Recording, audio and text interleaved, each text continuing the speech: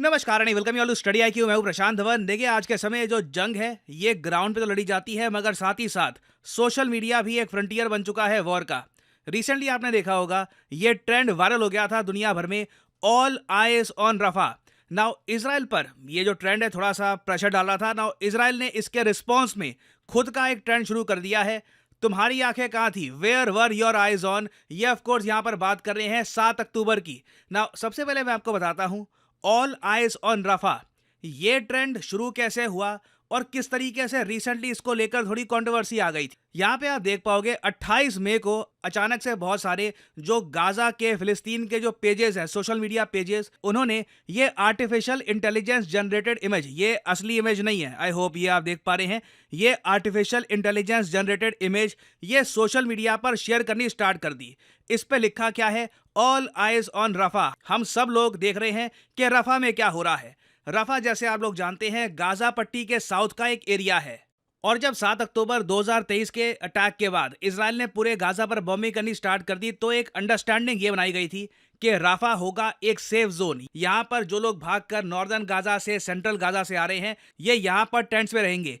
मगर इजराइल ने राफा पे भी अटैक करना स्टार्ट कर दिया, even though international court of justice और वेरियस कंट्रीज ने इजराइल को कहा था कि प्लीज राफा पे बॉम्बिंग मत करना, कुछ अनहोनी ना हो जाए, सिविलियन पॉपुलेशन ना मारी जाए। और हुआ ही यही। इजराइल ने जब बॉम्बिंग करनी स्टार्ट करी रफा पर, तो सिविलियन पॉपुलेशन अनफॉर्चुनेटली मारी गई और नेतन्याहू को पूरी दुनिया से माफी भी मांगनी पड़ी कि सॉरी, हमसे गलती हो गई थी। और यहाँ पे आप देख पाओगे आर्टिकल, नेतन्याहू ने कहा था कि इजराइल की जो स्ट्राइक्स हुई है रफा पर, जहां पर 45 लोग मारे गए हैं, ये एक ट्रैजिक मिस्टेक थी बाय इजराइल, और इजराइल अभी इन्वेस्टिगेशन कर रहा है इस पूरे केस की। नाउ इसके बाद हमने देखा कि बॉलीवुड में बहुत सारे जो सेलिब्रिटीज हैं, उन्होंने ऑल आइज ऑन रफा की जो ये आर्टिफिशियल इंटेलिजेंस जनरेटेड इमेज है, ये शेयर करनी स्टार्ट कर दी। इधर आप देख पाओगे वरुण धवन और वेरियस और जो एक्ट्रेसेस हैं बॉलीवुड में, सबने यहाँ पर ये ऑल आइज ऑन रफा ये पोस्ट करना स्टार्ट कर दिया। नाउ इंटरेस्टिंग बात यहाँ पर यह है कि इनमें से कई लोगों ने ये जो पोस्ट थी इंस्टाग्राम पे और सोशल मीडिया हैंडल्स पर, ये डिलीट भी कर दी थी। और डिलीट क्यों करी गई? वेल, इसका रीजन ये है कि बहुत ही जल्द ना लग रहा था कि ये एक जियो पॉलिटिक्स का पार्ट बन चुका है, क्योंकि अचानक से ईरान की सरकार कूद गई सबके बीच में। इधर आप देख पाओगे रोहित शर्मा जैसे आप जानते हैं इंडियन क्रिकेट टीम के कैप्टन हैं, इनकी पत्नी ने जो ये पोस्ट थी ऑल आइज ऑन रफा वाली, ये डिलीट कर दी। माधुरी दीक्षित ने ये पोस्ट डिलीट कर दी। और कुछ हद तक इसका रीजन हम देख सकते हैं, ईरान की जो सरकार है उन्होंने बहुत बड़े स्केल पर ये ऑल आइज ऑन रफा ये हर जगह पोस्ट करना स्टार्ट कर दिया था। इससे देखिए ग्लोबली अब थोड़ी सी ये अंडरस्टैंडिंग हो गई कि शायद ये एक जियोपॉलिटिकल गेम का पार्ट है। यहाँ पे आप देख पाओगे ईरान एंड इंडिया की जो एम्बेसी है, इन्होंने ऑल आइज ऑन रफा का जो हैशटैग है ये डाल रखा है और नीचे लिखा है ऑल आइज ऑन रफा। और यहाँ पे आप देख पाओगे ईरानियन मीडिया का आर्टिकल है, ये लोग कह रहे हैं कि ईरानियंस ने कंप्लीटली ज्वाइन कर लिया है all eyes on Rafah campaign. Now ये कैंपेन क्या स्टार्ट ईरान ने किया था, स्टार्ट कैसे हुआ था पता नहीं, बट ईरान की सरकार आज के समय बिल्कुल फुल फ्रंट से इस कैंपेन को लीड कर रही है। और टोटल अगर हम देखें तो 24 घंटों में 29 मिलियन 2,90,00,000 शेयर्स हुए थे इस पोस्ट के ऑल ओवर द वर्ल्ड। तो करोड़ों लोगों ने ये पोस्ट देखी है और इससे ऑब्वियसली इजराइल पर प्रेशर बना कि राफा पे जो तुम कर रहे हो ये रोकना होगा, अकाउंटेबिलिटी पूरी दुनिया मांगेगी, क्योंकि सारी दुनिया देख रही है कि राफा पर क्या हो रहा है। नाउ इसके रिस्पॉन्स में इजराइल की सरकार खुद का एक कैंपेन लॉन्च करती है, वेयर वर योर आइज, तुम्हारी आंखें थी अक्टूबर 7 को। ये सब जो पोस्ट थी अक्टूबर 7 को क्यों नहीं करी, जब 1100 इजरायली नागरिकों को मार दिया गया था, वो सब सिविलियंस थे। और उसके अलावा आज भी बहुत सारे इजरायली लोग हैं जिन्हें एज हॉस्टेजेस हमास पकड़ के बैठा है।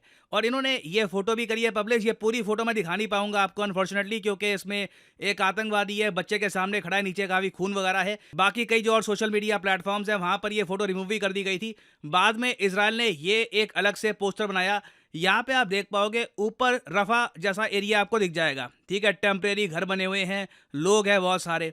और नीचे यहाँ पे आप देख पाओगे सुरंगें हैं। इजराइल का यही कहना है कि मेन देखिए इनको अपने जो हॉस्टेजेस हैं उनकी पड़ी है। अगर हमास इजराइल के जो हॉस्टेजेस हैं जो नीचे यहाँ पे आप देख पाओगे सुरंगों में हैं, इनको छोड़ देता है तो इतना अग्रेशन करने की जरूरत भी नहीं है, ये इजराइल का यहाँ पर कहना है। और इधर आप देख पाओगे इजराइल इन इंडिया का जो ट्विटर हैंडल है, ये लोग कह रहे हैं knowing the full story is important before making any comments.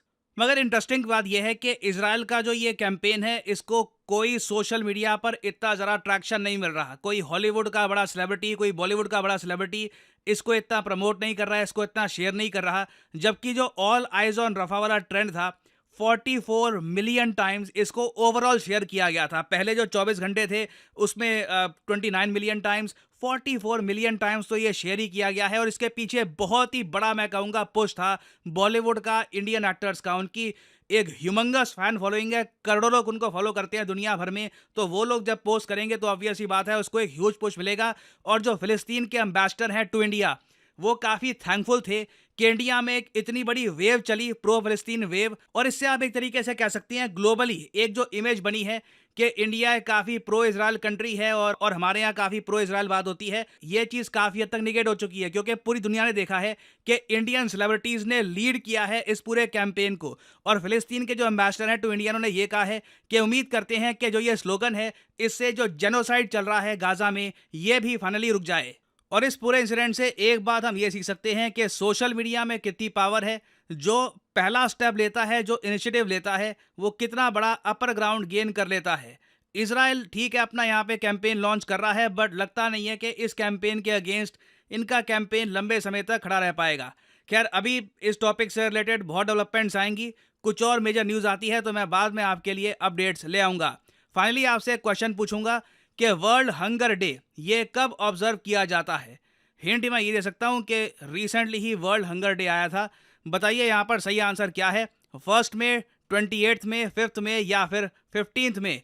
Comment section में करिए उत्तर। जो लोग सही आंसर देंगे उनकी कमेंट को मैं हार्ट दे दूंगा ताकि बाकी लोग समझ पाए कि सही उत्तर क्या है। बहुत न्यूज़ में था world hunger day, Gaza perspective से भी काफ़ी न्यूज़ में था। तो लिखिएगा यहाँ पर सही answer in the comment section below. और आप लोगों के लिए एक इंपॉर्टेंट अनाउंसमेंट, स्टडी आईक्यू की सेल हो चुकी है एक्टिव। कमेंट सेक्शन में जाइए, यहाँ पे आपको मिलेगा ये लिंक। आप वेरियस स्टडी आईक्यू के एग्जाम्स कर सकते हैं purchase at a huge 30% discount. सिर्फ 3 दिन की ये सेल है, 31 मई को ये सेल खत्म हो जाएगी। तो कमेंट सेक्शन में जाइए। फॉर एग्जाम्पल, आप अगर यूपीएससी की तैयारी कर रहे हैं तो यूपीएससी के यहाँ पर बैच 7 पे आप कर सकते हैं क्लिक। ये है लॉन्ग टर्म बैच, 36 महीने की होगी यहाँ पर वैलिडिटी। अगर आप एक कॉलेज स्टूडेंट हैं या फिर आपके पास टाइम है, आपके पास बस एक विजन है कि मुझे 2-3 साल में एक प्रॉपर अटेम्प्ट देना है यूपीएससी का, I want to prepare and then attempt the exam, तो ये कोर्स आप कर सकते हैं परचेज। बट जो यहाँ पर प्राइस लिखा है, ऑब्वियसली नेवर पे दिस प्राइस। सिंपली यहाँ पर कोड यूज करिए PD10 और प्राइसेस बहुत ज़रा गिर जाएंगे। You will be able to save a lot of money. Monthly 1000 rupees से भी कम पे करके आप यूपीएससी एग्जाम की तैयारी कर सकते हैं घर बैठे। यहाँ पे आपका प्रीलिम्स, मेंस एंड इंटरव्यू तीनों कवर होगा। साथ ही साथ आपको फिजिकल बुक्स भी मिलेंगी delivered to your home. So use the code PD10 and save money. इसी नोट के साथ ये है वीडियो का। Thank you for listening and as always, may the gods watch over you.